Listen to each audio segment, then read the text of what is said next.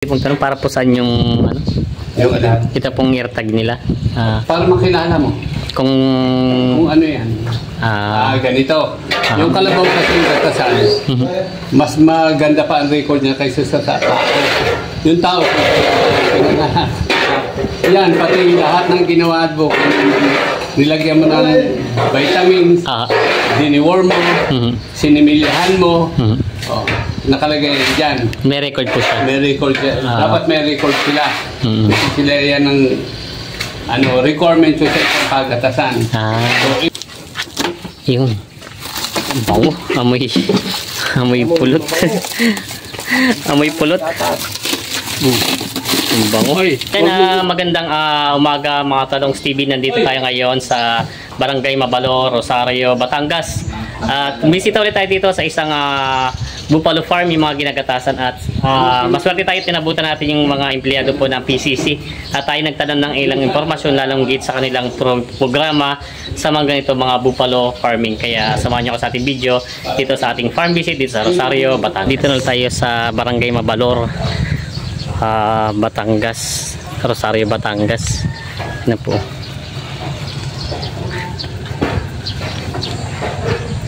Dito pala sila sir sa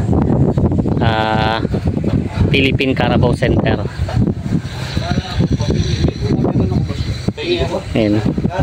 Magandang dito pala yung mga taga PCC. Magandang nandito sila. Maganda, tinabutan natin sila sir. Ayan po sila sir. Magandang umaga po. Saktong 24-0 keeping yung number. Ito ba yung isa pang pagkakainin mo? Si sir naglilinis naman ngayon dito ng mga bupala. Shoutout kay kuya. Ikaw. 6 yung Ayan. Sir, para po mapwede pong tanong, para po saan yung yung ito pong eartag nila? Para makilala mo. Kung ano yan. Ganito. Yung kalabaw kasi yung katasan, mas maganda pa ang record niya kaysa sa tao. Yung tao, yan, pati lahat ng ginawa mo, nilagyan mo ng vitamins, diniworm mo, sinimilyahan mo, nakalagay yan. May record po siya. May record siya. Dapat may record sila. Sila yan ng requirement sa isang pagkatasan. So ilan lito kung ginatasan mo o kung nanganak, ilan anak, lalaki o babae, sino tatay. Paano, natural mating ba o ginawa mo ng barako, turo o kaya ay sinimilyahan. So ano yung anak, lalaki o babae. Para anong sunod doon, alam mo kung anong ilalagay mo. Kasi doon sa airtag, mayroong lahi. Lahi po. Tapos, kailan niya ipinanganak na team. So yun ang kahalagahan doon. Malaman, pag ano man yan, alam mo. Yun po. Kung may record. Kumbaga sa atin sa Biltao, NSO nila. Kung saan man madala yan, itong number na ito, alam namin yan. Oo. May nabalitan nga ako ganun napapunta sa ibang lugar. Natitrace pala itong mga ito kahit sa mapunta. Ito, halimbawa, ito, 75%, ito 87%. Ang sunod niya, 93% halos puro na yun. Kaya kung magsisimula ka sa Tagalog, sa native, kinontinuous upgrading mo, dapat sa records makikita. Makikita din. Bawat pala. May card doon. Lahat ng kalalabaw dyan may card. Tapos lalagyan. Kahit po yung kanilang sariling, kunyari si sir meron na siya sariling paanak. Sarili niya yan eh. Opo. Sarili na po ito. Kumbaga pinapulungan lang namin. Kumbaga hindi dito nakikialam para guluhin siya. Marami siya para tulungan. Kumbaga may record lang po, nilagyan niya lang ng record siya. Request kami pumunta dito, kailangan niya. Kasi hindi niya re-request at hindi pa niya alam. Ang mga farmer, hindi pa naman naiintindihan lahat ng ganon. Oo nga po. Kami po dito para tulungan. Kumbaga po para may record yung bawat isang dapat may record. Sa libawa, magbinta siya ng kalabaw. Ako bibili, sige ako, ilan ang milk production niya. Yun ang basihan. Kung magbibita ka ng kumunti ang kahit lahing gatasan, hindi ka bibilin yan. Pero kahit hindi ganong maganda ang lahi niya, tapos malakas ang gatas, bibili ko yan. Mag-aagawa kami dyan. Yun pala po ang pinakano yan. Oo. Kasi ang presyohan dito ay depende sa dami ng gatas, tama? Yun po pinakano niya. Kung nakaka-4 na litro ka lang, tapos yung isa yung magbibinta na nakaka-8 litro, alin ang bibili ko, yung nakaka-8 litro. Kaya po kinukuha niya ng record siya? Yes, kinukuha na. At tinitingnan namin. Ngayon, nandito kami para tulungan siya pag-aralan isang klaseng pagkain. Ayun, pala. Pagkain ng kalabaw, hindi pagkain ng tao. Yun pala. Yun po ang ituturo niyo. Maganda at may matututunan tayo siya. Pinag-aralan namin. Pero pinag-aralan na may data na kami sa UPLB. So, gusto namin dito. Kasi iba naman yung highly technical sa UPLB. Ito may ano. Pero dito sa magsusuka, anong ito? Kung bakit i-testing po dito siya para malaman kung talagang kaya na. Sa amin, merong epekto na yan. Alam na namin. Pero sa magsusuka, meron ba? Ayun. Ayun yung ano namin. Kung baga po tinutulungan niyo yung mga ganito, mga gatas ng bupalo. Simula dyan, hindi naman niya magkakaroon ng ganito kung wala kami. Iyon pala nga sir. Nagturo sa amin Iyan pala. Gatas. May Isa sa farmer na sutil ako yaw. Inaikwento ko ni sir dati, parang ayaw-ayaw pa rin yan. Tapos yung natutunan. Hindi parang ayaw talaga. Ayaw talaga. Pero ngayon ayos na, tuloy-tuloy na at meron na si sir. Ay, siya pinakamagaling dito. Ito na pala si sir na walang pinakamagaling dito. Ayan. Tingnan natin at tinitingnan daw yung mga record. Maraming gatas dito sa amin. Yan sila sir. Ito. Ayan. Tinitingnan pala ko si 600 kilo. 6 BTG. Ayan, 60 BTG. Ito yung number ng bupalo. Gano'n karami kinakakain mo dito sa mga? Na peds. Mga 4 na kayo lang isang araw. Gusto mo bang bagyan din?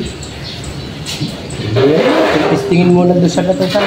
Testingin natin. Baka mataas ang protina nun ganito yan. Yung gatas ay nagmumula sa protina. Pag kinain nyo, nadadigest, na-convert into mga lactic acid, fatty acid, kung ano-ano acid yan. Tapos na-convert yun into milk.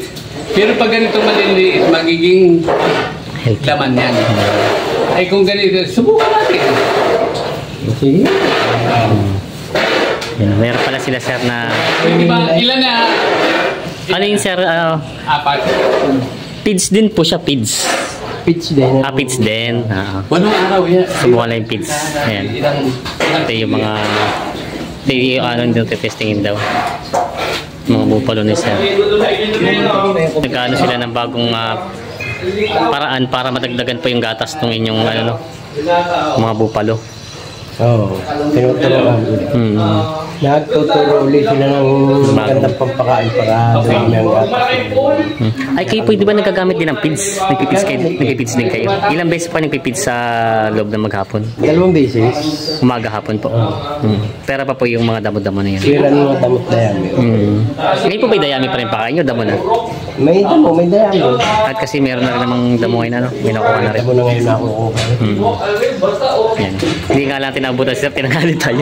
At hindi, anong oras po natatapos pagkagatas dito sa yung bupalo? Eh, depende. Pag maagang nagigising, Natatapos. Tatapos mga 8:30. 8:30 abot pa rin naman. Pagka naman tanghali na, mga 9:30. Yun pala ang ano si Nicole. Ganito lang yan. Meron silang dito naging bisita na sa PCC. At meron silang pinapromote na bagong pakain daw dito sa mga bupalo para panggatas. Kung binabaha yung labo ka na pawan, tapos doon, di ba? O yung mga bupalo nila dito. Dadaan din doon, labo at Ito naman daw ititesting din dito sa mga, ititesting din po sa mga maliliit. Tingin ko din yung pakain na sinasabi sa akin. Ay po yung parang mga pids dito, no? Pids na rin siya. Doon itatayo yung ano. Meron pala sila doon, no? Matagal ko na sinasabi. Ito yung mga ano rin sila. Ito po yung babae po, no? May babae at may lalaki. Ay, halaw ka na rin po siya. Hindi mo nakita. Alam ni Ma'am Alice yan. Ngayon nasa... Ito naman sila, sir. Si sir naman tatanong natin.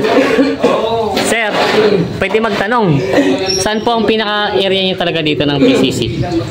Sir, bali ang UPLB ay ang sakop ay Calabarzon, Misaron, at saka Bicol Region. So sa PCC kami may pinaka-malaking area na. pagatasan. Oh. May iba po ako, sir. Sa inyong lugar na pinupuntahan, ito na po ba ang Rosario ang pinakamarami nagagatas? O meron pa rin namang ibang mga lugar? Marami pa rin naman, sir, pero ito yung pinaka... Marami nga lang. Dito sa Rosario. Yun pala, ano, sir.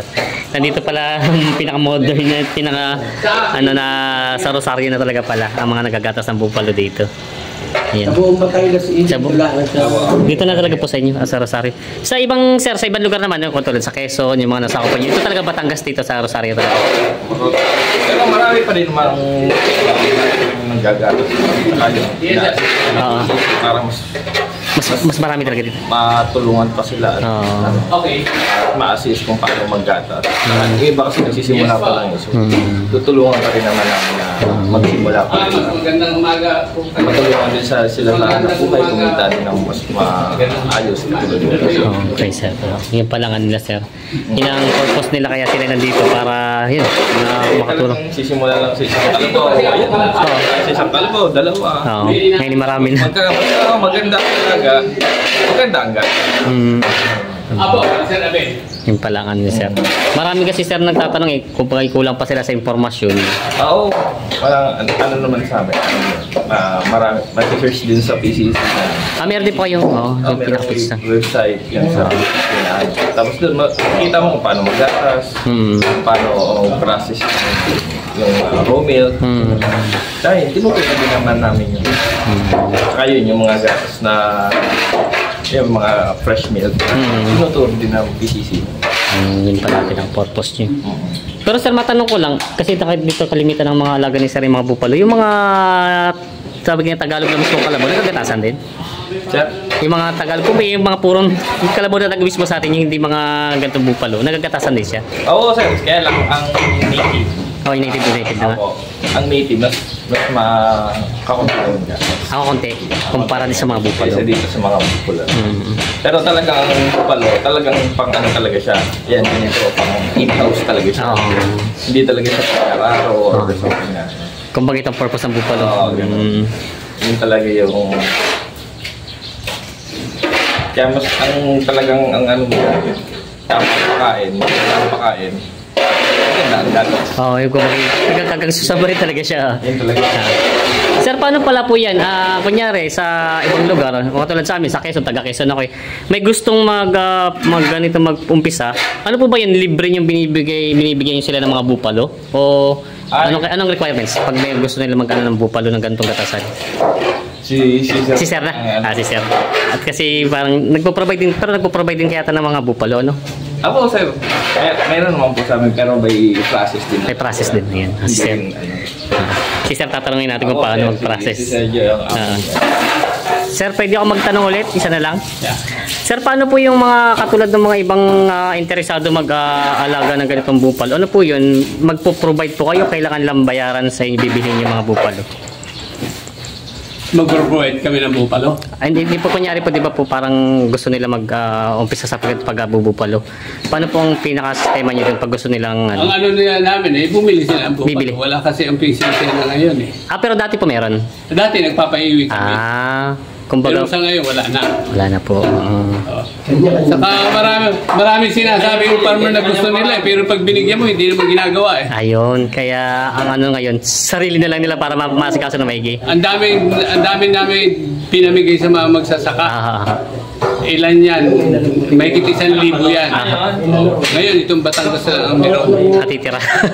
Kumbaga iba yung na-ibenta. Pero ang binigay lang namin dito 50. Mas marami po dito ang talaga. Kukunti dito ang pinakakaunti. Kasi yung sila, inalagaan nila mula sa kanila yan. Tinulungan lang namin, inassist lang namin kung paano yung negosyong pagkatasan. Pero marami nagsasabi niyan, gusto nila, pero pag binigyan mo, hindi na gusto. At ang gusto nila yung gusto nila. Marami pasensya na. Opo, okay lang po. Ko lang nagtatrabaho dyan. Marami nagsasabing gusto. Aha. Bigyan mo, hindi na mo ginagawa. Yun po hindi naalagaan. Gusto lang makakuha. Yun pa lang ano, sir. Ay, mabuti si Pasyo nung una ayaw. Ngayon gusto na. Talagang na. Gusto niya, talagang ginawa. Pinangatawanan. Diba? Opo, yun po palang ano, kumbaga meron talaga programa dati, yung nauna meron. Hindi, kahit ngayon meron. Meron pa rin naman. Pero i-assist na lang namin kasi unang-una, mayroon kaming upgrading ng sisimilya nga. Yung mga anak niya nang gawin mong gatasan, katulad ng ginawa namin dito sa Rosario. Eh, problema, maliit pa, bininta na, tapos sasabihin gusto. Tapos pag ano, binibinta, tapos gusto. Yun lang naman yun. Opo. Kumbaga pwede na lang sila bumili katulad nito, sir. Dito may mga ano sila dito Bupalo. Dito na sa bibili sa mga nagbibreed na lang. Ilang business ako nagturo sa Tayabas. Ang dami kong business na tinuruan kung saan-saan dyan. Pero wala akong makita na nagagatas. Wala po nagagatas nga. Oo. Kumbaga dito sa Rosario lang talaga yung sa Tayabas, dinalhan yun ng 50. Marami din po, no? Sa ano, sa Riyaya, dinalahan din ng 50. Sa Lukban, dinalang 80. Ay, 100. Tingnan mo sa Lukban, kung mayroon nagagatas pa, isa na lang. Isa na lang. Si Mario. Yun na lang po natitira. Tapos marami nagsasabi, ay gusto kasi makinabang na. Pero hindi na ngayon, dapat pakinabangan. Kumbaga, pag gusto na talaga nila, doon na sila mag-medyo... Gumawa sila. Gusto talaga nila. Yun, oo. Pero assist nyo naman sila kung sakali. Oo naman. Ayun nila sila, sir. Assist naman daw po. Sir, pwede ko matanong kung anong mga... Yung pakain ngayon po na pinaano nyo sa mga bupalo nyo? Anong combination niya po para dito sa pagpapagatas? Basically, yan ay 30%. 30-70 o 70-30.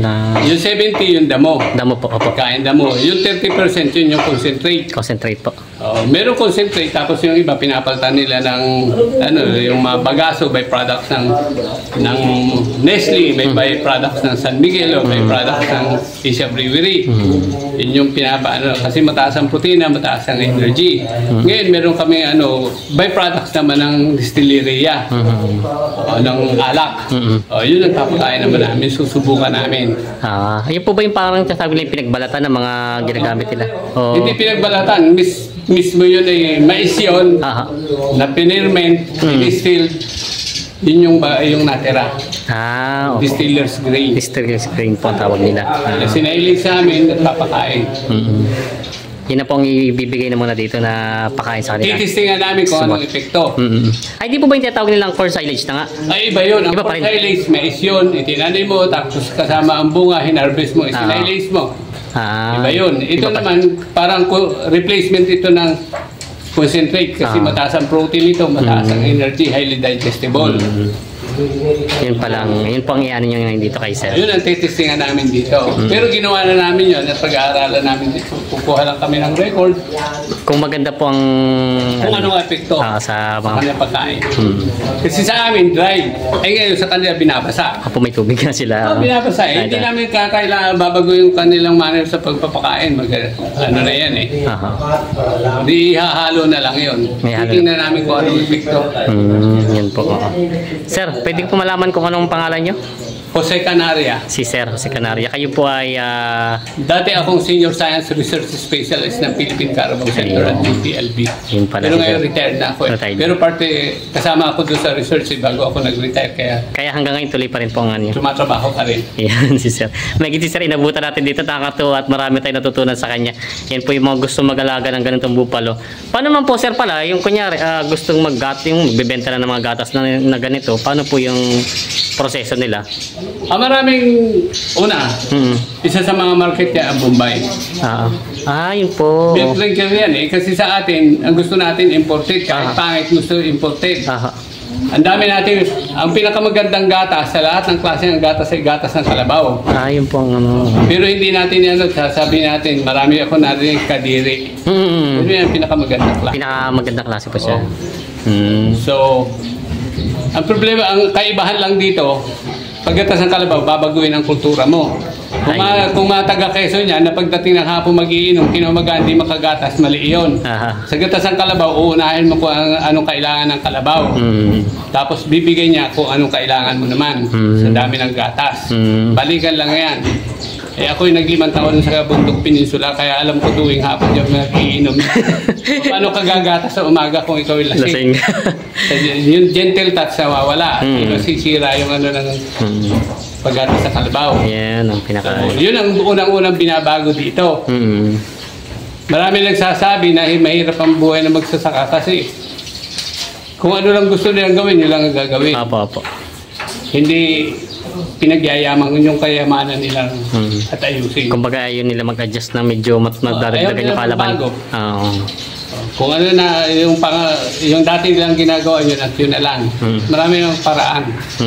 Ayun, parang sila kasi natatakot. Kumbaga hindi naman natatakot minsan parang ayaw agad, inaalok pa lang sila, ayaw na agad. Yung iba naman, gusto nila para pagdating ng may pambinta sila. Ay pambinta ang ginagawa. Ayun na nga nangyari po. Kaya po naubos pala yung mga kalimitan na pinrovide ng PCC. Hindi kami nag-provide doon. Produkto doon aming tulong na ibinigay. Nag-EA kami doon, ang daming crossbred. Pero subukan mo, tanungin mo si Romel sa Abuya, si City Agriculture. Ang daming kalabaw niya sa Tayakas. Ang pinakamarami nun ay lukban. Ngayon tingnan mo sa lukban kung 80% plus ng kalabaw nun ay crossbred. Crossbred na po Pero siya. kung wala na ngayon. Wala na po. Sa Tayabas marami na rin nun, mga 50 to 45 to 50% ang kalabaw dyan ay karamihan crossbred. Tingnan mo kung marami pa rin. Naibenta na po yata. Ay hindi ko alam.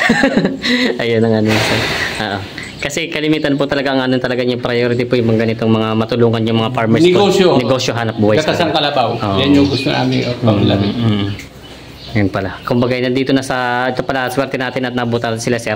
Nandito na lang po sa Rosario ang nananatiling nagtuloy pa rin ang kanilang production ng gabi. Hindi lang dito, marami. Meron pa naman. Meron sa General Trias, Cavite, meron sa Magdalena, Laguna, meron sa Halahala, Rizal, meron pa rin sa Oriental, Mindoro, meron pa sa Bicol. Pero ilan lang yun. At ang pinakamarami ngayon ay sa General Trias, pangalawa Rosario, pero pinakamagaling ang Rosario. Talaga po mas maganda nila dito. Oo, silang outstanding. Karamihan outstanding yan. Hindi naman magiging outstanding yan kung hindi magaling. Sa buong Pilipinas sila. Sa buong Pilipinas po. Talaga pong sir, ilan pong meron ditong napupuntan yung ilang farm dito? Marami din talaga siya. Kasi nabibisita ko pala dadalawa pa eh. Ay, tatlo yung nandun kay sir, tapos dito yung dalawa kay Kap. Tapos dito kay Gawad. Marami dyan. Hindi ko lang alam, pero alam ko marami pa dito. Nasa 100 yan. Marami po silang nagpo-produce dito ng gatas na bupalo. Hindi ko lang alam po ilang gatas na ngayon. Alam po mga 500. Marami po per day. Per day po. So meron silang processing. Process. Maganda po sana dito at meron silang mismong yung parang processing. Meron. Pero mas maganda yung kung nasa highway. Kasi kung market hindi na papasok dito, hindi na problema yun. Pag yung bibili po, katulad ng mga interesado naman, malayo kasi sa ano. Sa tingin mo ba yung bata dyan, bibili 100, pupunta pa rin dyan. Kahit matanda, hindi na yun. Yun yung Pero kung nasa kay highway yan, bibili. Diba? Yun nga pong pinaka So, kailangan mo i-project din yan. Tingnan mo, pagdating ng panahon na yan, gagawin mo.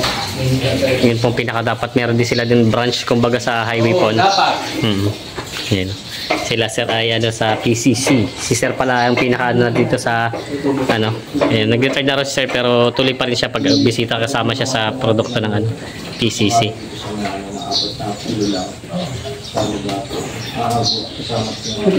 Sir. Kung aabot yan, o ka 3.5. Ito si sir, shoutout kay Bossing. Ikaw ang dito. Tapos nagagatas ikaw na rin. Hindi pa, bago pa lang. Nagano pa lang, magtatay pa lang. Practice pa lang. Saan ka pa sir galing? Sorsogon na. Malayo pa rin. Bicol pa pala ito. Ayan. Kailangan na ni sir katulong ngayon. Medyo inaabot ng tanghali. Primero lang mahirap. Anong gatas sa kalabaw? Ayun naman po sa una lang. Pagkatagal pahirap ng pahirap.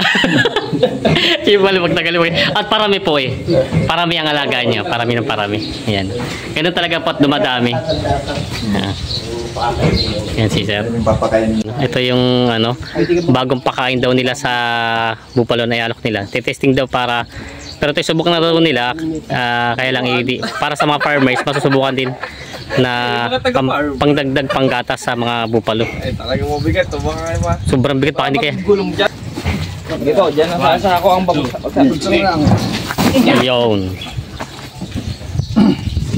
Naka-totally sealed talaga siya. Mabango. Alin? Mabango. Ang bugas no. Gano ba ka? Wala kang timbangan.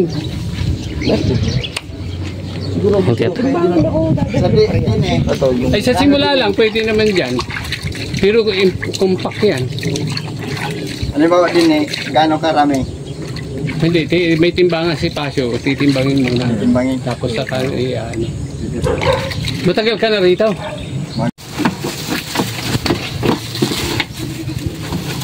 Amoy mo na.